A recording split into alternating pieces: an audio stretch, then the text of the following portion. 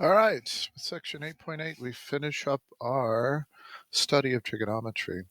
What we did in the previous section was this, is we learned how it is that we can take the methods of trigonometry and apply them to non-right triangles. And of course, the crucial move there was the introduction of an altitude, which does then give us right triangles. And we found that we had to be careful about the location of that altitude, otherwise we can end up with wrong answers, nonsensical answers sometimes. And the basic insight there was this, is that if you have an acute, it's a multi-part insight, but if you have an acute triangle, each of the altitudes does lie interior to the triangle. If you have a right triangle, two of the altitudes, the ones from the vertices of the acute angles, are sides of the triangle. Indeed, they're the legs. And the third altitude, the one that goes to the hypotenuse from the vertex of the right angle, is interior. And then finally, what we discovered, and this is the one that can surprise people if they haven't considered it before, if you have an obtuse triangle, the altitude from the vertex of the obtuse angle to the opposite side is interior to the triangle. But the other two altitudes from the vertices of the acute angles are actually exterior, and they have to go to the extension of the triangle. So you might go back and review that. It's both on the PowerPoint and on the worksheet as well, and it's absolutely crucial. And we'll see that at work here as well. Okay, so we have two kinds of problems here that we wish to consider. Excuse me. Um, they are the side angle side type problem and the side side side type problem. So in the first type, the side angle side, what you'll have is this, is you will have two sides known and the included angle as well. And then you'll wish to find unknown measures, the third side and the two unknown angles. And the way that we'll go about this is we'll find the unknown side first and then the unknown angles.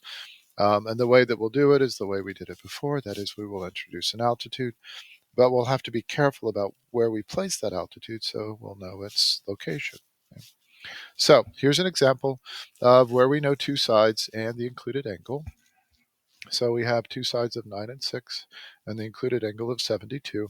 And let us find the third side, which is RT in this case. Now, how do we do this? As before, we drop in the altitude. And then the question is, how will we know what do we pick? Which vertex do we pick to start our altitude? And how will we know where that altitude is, either through the interior of the triangle or along the side of the triangle or actually exterior to the triangle? And here's what I say. Okay, here's my advice. If that angle that you know, no, here's my advice, sorry.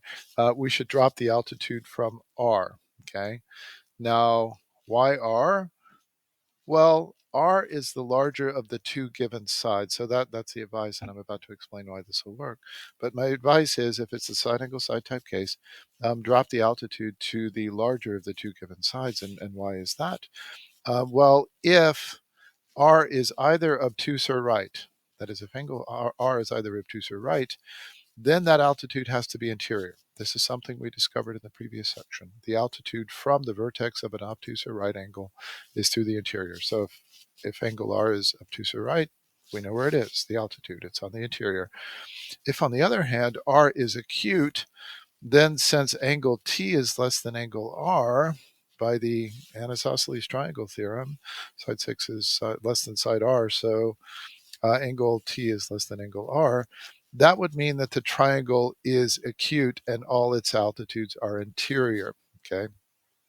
So if R is not right or obtuse, that is, if it is acute, then since angle T must be less than angle R, and of course angle S we know is acute, I assume that, that would mean that all three angles are acute. And in the case in which all three angles are acute, we know that the altitude has to be interior to the triangle. So no matter what, if we choose to drop the vertex from R, which is the vertex opposite the larger of the two given sides, it has to be interior. So that's my advice.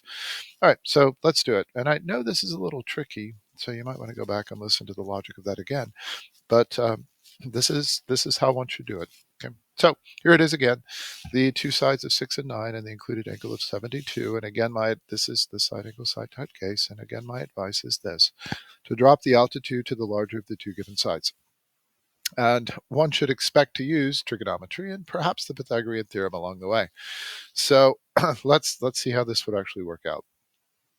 And I won't take this to just a numerical final answer, but I'll do enough to indicate how this should be done. So my advice was, I guess we'll be red today. My advice was drop the altitude from R to the side length of 9, and we know it's interior. And then let's label up a little bit, okay? So that side length of 9 was split up into two parts. One of them we will call x, which means that the other part will have to be 9 minus x, since the whole was 9. And then I'll label the altitude to the the altitude to the side, to the length of side 9. I'll simply call that h, okay? Now let's think about equations that we can write. Well, look at triangle SRF, F for the foot of the altitude. That triangle, we could apply trig to it. So let me get a better F here. So there it is, better F. We can do trig to that particular triangle. And we can get the lengths of either x or h, or actually what we'll need is both x and h, okay? So let's write some equations. So let's see, relative to that 72-degree angle, x is the adjacent leg, 6 is the hypotenuse of triangle SFR. So our equation for x would be the cosine of 72 degrees. The cosine of 72 degrees is x over 6, which of course implies that x itself is, x is, there we go, 6 times the cosine of 72 degrees. And I'm just going to leave it like that. I'm not going to go to my calculator and actually type that value in. That doesn't seem to me like a good use of time here, but that of course just is now a value. One could evaluate that on a calculator. And then for h, well, relative to the 72-degree angle, h is the opposite leg, and once again 6 is the hypotenuse. So we could say that the sine of 72 degrees, the sine of 72 degrees is h over 6, which implies that h is 6 times the sine of 72 degrees. And again, one could type that into a calculator and get a value for that. Now, let's turn our attention to RT, which, since it's opposite vertex capital S, I'll just simply call that lowercase s. To get the value of that, we could apply the Pythagorean theorem. Okay? So we could say that s squared is h squared plus quantity 9 minus x squared, which would of course then imply, since we only accept non-negative or positive quantities here, since this is geometry, this implies that s is the square root of that expression. So h squared, the square root of h squared plus 9 minus x squared. And then what could one do? Well, one knows the value of x. It's 6 times the sine of 72. One knows the value of of h. It's 6 times the sine of 72 degrees. So one could take those values and plug them in. So one could plug in for the value of h, one can plug in for the value of x, and then just do a little bit of calculator work, and you could get your value for s. Of course, it'll be just an approximation, but to this point, you could definitely do it. And again, just to pause to reflect upon what the strategy was. The strategy was to think for a moment about where altitudes have to be, realize that we should drop in the altitude to the larger of the two given sides, because we know in that case it will be interior. And then once we've done that, label up some sides and do trig and Pythagorean theorem. So that's how this goes. And you'll have the opportunity to practice this on the homework assignment. Okay, so how would then one find a second angle? We discovered on the last worksheet a nice little formula called the law of sines, and it will work beautifully in this case. So one can carry forward the work of the previous slide and find a value for s, and I will assume that's been done. And then one could do something like this. Okay, one, for instance, could say that s over the sine of 72 degrees is perhaps the 9 over the sine of r, okay? And that s, that's a known quantity from the previous slide. I just didn't work through to actually get it. But keep in mind that it's a known quantity. And then what we would do is we would solve for r, okay? And this is this proportion that I just wrote. This is what on the previous worksheet we called the law of sines. Okay? All right, so if you cross multiplied, you would get s, that known quantity, times the sine of r is equal to 9 times the 72, 9 times the sine of 72 degrees, which means that the sine of r is 9 times the sine of 72 degrees over that known quantity s. And then, as we learned in our study of the inverse trigonometric functions, we know that that final equation, that last equation, can be rewritten by means of the inverse sine function. So r would be the inverse sine of 9 times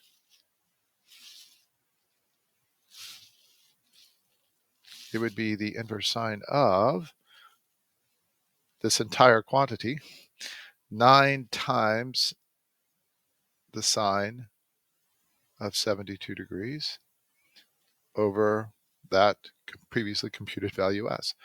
And then one could type all this in, right? Just 9 and then multiply by the sine of 72, divide by the quantity s that we found previously, take the inverse sine of that, and then we'll find out whatever approximate the angle measure is. And again, I won't take the time to go through that. You can type that into a calculator and get it. All right, and then the final kind of problem that we'll do is this, and this is like the culmination of so much work that we have done, is we will take a triangle where 3 sides are known, and we'll find the measures of unknown angles. I'll just do one for one particular case, but if you've seen how to do one, it works out in the same way for all. Now, the basic idea, of course, will be to introduce an altitude, right? That's what makes it possible to do trigonometry, and of course also to apply the Pythagorean theorem if we need to do that. And then the question arises of, well, where would that altitude be, right? Because we know we have 3 possibilities in general. Altitudes can be interior, along the side, or exterior. My advice here is to drop the altitude into the longest side. And why would we drop it to the longest side, to the greatest side? Well, in all cases, that would have to be interior. And why in all cases would that have to be interior? Well, there are 3 possibilities. The triangle is obtuse, right, or obtuse. If the triangle is right or obtuse, then the obtuse or right angle is opposite the large side, and the vertex from the vertex of that largest angle will be interior. Okay, so if the triangle is right or obtuse, the altitude from the vertex of the largest angle opposite the largest side will be interior. And if finally the triangle is not right or obtuse, that is, if it is acute, then all the altitudes are on the inside. So if we drop the altitude to the largest side, that one has to be on the inside. Okay, so here's our example. So we have a triangle with side lengths 6 and 9 and 12. Then what we wish to find is an angle measure. Okay, so let's see, how are we going to do this? Well, 12 is the largest side. Okay, so my advice once again is to drop in the altitude to that largest side. We know that it has to be on the inside. So here we go. Oops, sorry. So here we go. Let us drop in the altitude to, sorry, erase? Let us drop in the altitude to the largest side. So obviously the technology is far from perfect. So let me try again. So drop in the altitude to the largest side. And let's see, in case we need it, I'll say that the foot of that altitude has name F. So if I can get it to right, which I don't know if I'm going to be able to. So there we go. So that foot of the altitude will be F. And let's say that the altitude has name H. And let's say that one of the pieces of that longest side, RT, is X, which would mean that the other piece has to, of course, be 12 minus X. And now with this, we can start to write some equations. Okay? So what equations will we write? Well, one should expect in this case to use the Pythagorean theorem twice. And there's some algebraic complexity to this, but it's not too bad. Okay, so first of all, let's apply, and I'll number the equations here. That might be helpful. We'll apply the Pythagorean theorem to triangle RFS. And what we'll get is this. We'll get that x squared plus h squared is equal to 6 squared. That's just straight Pythagorean theorem. And then, as you'll see in a moment, it will be useful to have this solved for h squared. So let me do that. So if I subtract a x squared from both sides, I get h squared is 6 squared minus x squared. And then let me apply the Pythagorean theorem to my second right triangle. Okay, that is to right triangle SFT. So what we'll have there is this. One of the legs is 12 minus x, so we square that. We add to that h squared, and then that's equal to the hypotenuse squared. And once again, it will be convenient to have this solved for h squared, so let's do that. So h squared is 9 squared minus quantity 12 minus x. 12 minus x squared. And now we can combine these two equations together just by means of substitution. We have an expression for h squared in number 1, also for h squared in number 2. And as Euclid so wisely put it, things equal to the same thing are equal to one another. So therefore 6 minus x squared from number 1 is equal to 9 squared minus 12 minus x squared from 2. And then let's start to do a little bit of algebraic work with this. It would be good to see this. So I'll work on the right side. So left side is still 6 minus x squared. Right side is 9 squared minus, and then we have to square this binomial, 12 minus x quantity squared. And what is that? It's first term squared, hopefully you recall from your Algebra 1 days, minus twice the product of the two terms, so minus 24x, plus the second term squared. Okay, and then this becomes, sorry I don't have room for an arrow there, but what this becomes, again, 6 minus x squared. Let's get a better 6. So 6 minus x squared on the left-hand side, and then 9 squared minus that minus in front of the parentheses is the same as if we distributed -1 through the terms inside of parentheses. So that's negative 12 squared. -1 times negative 24x is positive 24x. And then -1 times negative x squared, positive x squared is negative x squared. And then let's look at what would happen to this. Notice, first of all, that if we add, I'll go ahead and show this, if we add an x squared to both sides, something really quite wonderful happens. You might have looked at this at first and thought, oh, that's horrible, that's a quadratic, but it's not really, because no x squared is left after we add x squared to both sides. So, I just noticed something, a mistake that I've made all the way through. That 6 is not supposed to be a plain 6, it's supposed to be 6 squared. So I'll go ahead and make all of those changes. So now, after we add the x squared to both sides, we'll get 6 squared on one side.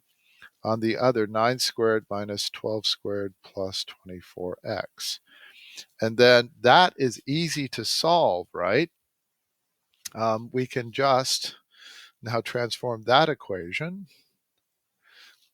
solve for the x, which means that initially we'll get 24x is, if we subtract a 9 squared from both sides and add a 12 squared to both sides, we get that 24x is 6 squared minus 9 squared plus 12 squared. Arrange that however you like, which means that x itself is, divide both sides by 24, so it's 6 squared minus 9 squared plus 12 squared divided by 24. Okay, and again, I'm not going to take the time to actually plug that into a calculator and get a value, but one could easily do that. So just go and do that and get a value for x. And then the question becomes, how could we use that to now get an angle measure? Well, it's not particularly difficult. So I'll move over here to the left. So look at triangle RFS, that right triangle created by the introduction of the altitude. We now have a value for x, or would if we had plugged it into a calculator, and we can say this. The cosine of r is, by definition of cosine, x over 6. which means if we rewrite this by means of an inverse cosine function, that r is the inverse cosine of, there we go, inverse cosine of x over 6. So take your computed value for x, divide by 6, take the inverse cosine of it, and then you'll get an approximate value for r. And then one could also do this. I'll just talk through what one could do with triangle TFS. One knows x, so one could get 12 minus x. And then one could write that the cosine of t is that 12 minus x over 9, adjacent over hypotenuse, and one could solve for t. And then, of course, if one wanted also to get the measure of angle S, well, at that point, the triangle angle sum theorem is the way to go.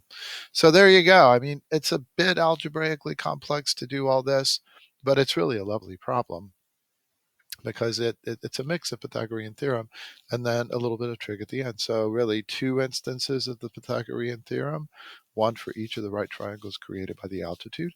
And that allows you to find that unknown quantity x. And then once one knows x, one can do a little trig, inverse trig, to get angle measures.